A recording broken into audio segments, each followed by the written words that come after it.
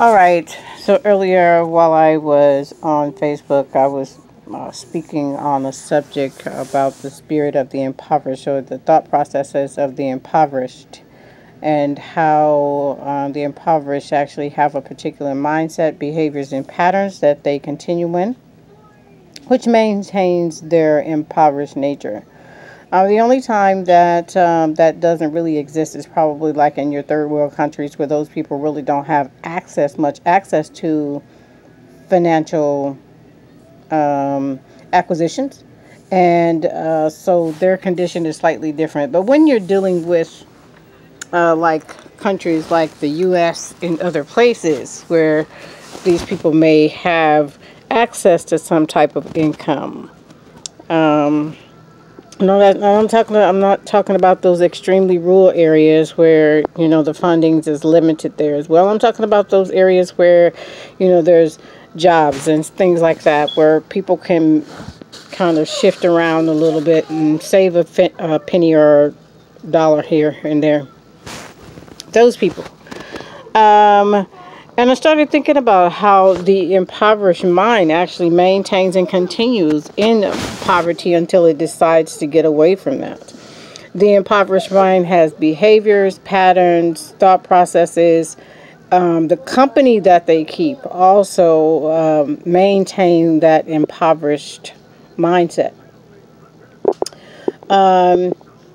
Many people who live in poverty, however, they have other habits like buying very expensive things, which they probably could save the money and use it for something much more beneficial later on, like buying Jordans and Michael Kors and all these other things, even if they're knockoffs. Like, they spend money on these things just to look temporarily rich, which one thing I've learned that, the study of the wealthy, I'm not saying that they don't buy everything, but they don't spend a lot, not nearly as much as what people think they spend on clothing.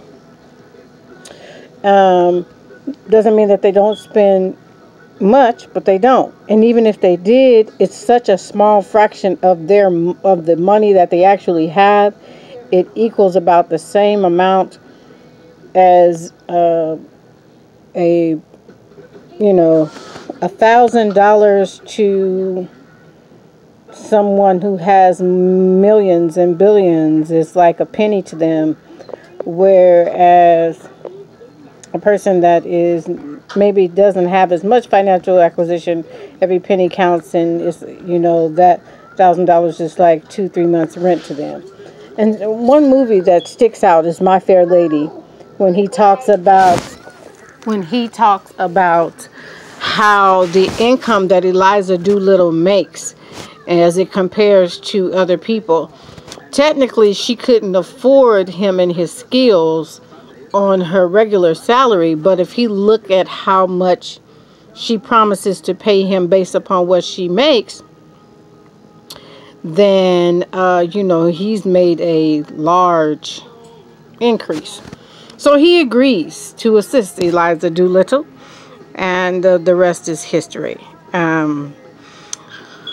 which is a very beautiful story.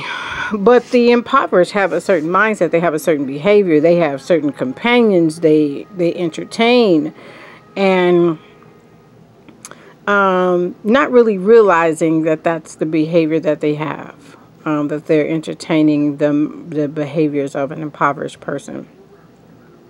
And impoverished people are usually also people that always have a sad song or a reason as to why they are in their condition. And it's always other people's fault. It's never their own personal fault. Oh, I would be making more money if I had a different job. If they would hire me to do this job. If this, and this. But none of it says, I would be making more money if I invested in myself mentally, spiritually, and emotionally. Okay? None of what they say is ever that. It's always the government, my mama, my daddy, my friends, my kids, It's always everything else. My job, it's always everything else other than themselves, the inner development of self. Because there's a writing that says, as your soul prospers, so shall you. Okay? So if your soul is stuck in a place of impoverishment, so will you be. There's also, because when you start dealing with looking at things that other people have, and if that's the case, then why is it that so and so and so and so is wealthy and they have a real ugly spirit and this, that, and the other? Their personal establishment has no reflection on yours, because you don't know when and how they got there. Some people acquire their wealth because of the hard work of their parents or friends or whatever, and then other people acquire their wealth through the hard work of themselves.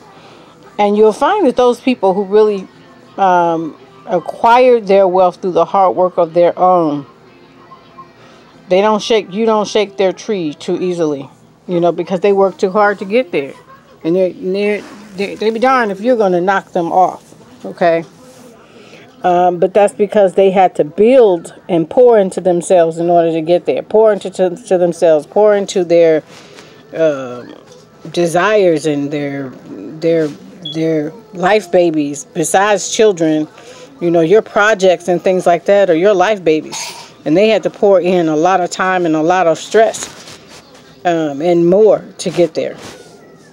So yeah, the impoverished think about things like the next Jordans, the next Michael Kors purse, the next Versace glasses, and it's like, for what? Just so you can say you have it? One thing about the wealthy do not brag about what they own. Other people do that for them. But the wealthy are not putting out there, I'm a millionaire, I'm a billionaire. They're not doing it. Other people are doing it for them.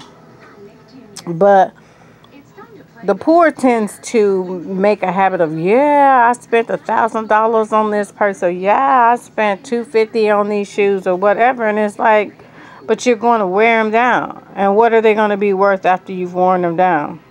They get dirty. They break down. Cars depreciate. All of these things.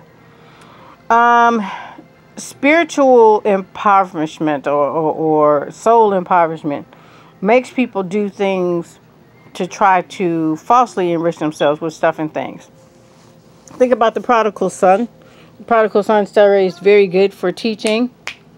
It's very good for teaching in that the prodigal son, the story's kind of mixed up. But you have the son you have a king with two sons. One runs off and the other one stays home. And the one that runs off is like, I want to take all my wealth. Give me all my stuff right now. I don't want to wait until I'm old to get that. Let me go ahead and get that, Pops. So he gets it. He takes it. He goes and he has like the life, living lavishly for a minute. And he get out there and he realizes, oh my God, I don't have any money. And he's living like terribly. Okay. And he starts thinking to himself, it would be better for me to be in my father's house eating amongst the pigs or whatever that is than to be doing this. So he moses his way back, or however he gets back home, by flight, by bus, by whatever the story goes. He gets back and his dad welcomes him with open arms. And, restores him to position and everything. Just, because that's his son. He was like, you had to get out there and do your thing. You had to learn. But the real prodigal son was the one that stayed home and was not a problem. But that's not the story the way the story is told. You think that it's the one that went away and came back. But the impoverishment of that person that felt that he had to go outside of his current establishment. He had to go outside of where he was and where he was living well in order to find that. No one knows the backdrop story. Nobody knows if this father treated those sons differently, and maybe that's why he was impoverished. No one knows if they had to. No one really knows. I have to go back and read the story. No one really knows if they had two different mamas. And sometimes that can cause some type of little something in between the family. But whatever it was, he was spiritually impoverished and mentally impoverished. So it didn't matter how much he had around him. Mentally, he was not mature enough to walk in the understanding of what his father had worked for and had left for them. And so he had to go off, have his experience, come back. He was spiritually enriched. So he was no longer impoverished. He understood now what that is. And some people have to go through those moments like that, where they have to have these moments of tragedy or these moments of woe / trauma before they get the revelation. And so, yeah, I wanted to talk about the impoverishment and the impoverished mind and how that tends to keep people bound and in a cycle that, and sometimes they don't even know that they're in it. Sometimes they don't even recognize that it's what they're in that's keeping them from being